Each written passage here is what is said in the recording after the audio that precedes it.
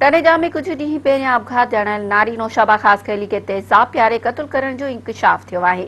16 मार्च ते नौशाबा ख़ास खेली जे मुड़ुस पंहिंजी घरवारी पारां ज़हरीली दवा पी ख़ुदकशी जी ॼाण ॾिनी हुई, जे बाद नारी जे वालिद अब्दुल रशीद ख़ास खेली थाणे ते पहुची ॿुधायो त धीअ खे साउरनि सख़्त तशद्दुद करण बाद ज़हर ॾेई क़तल कयो आहे।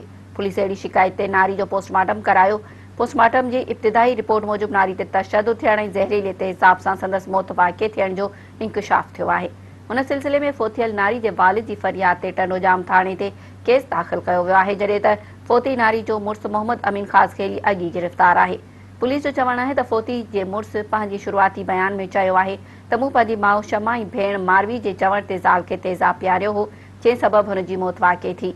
ॿिए पासे फोती नारी जे वालिद मीडिया खे ॿुधायो त न्याणी 4 महीननि जे थञ पियाक पुट जी अमड़ हुई, जेको अमड़ जे हंज खां बि महरूम थी वियो।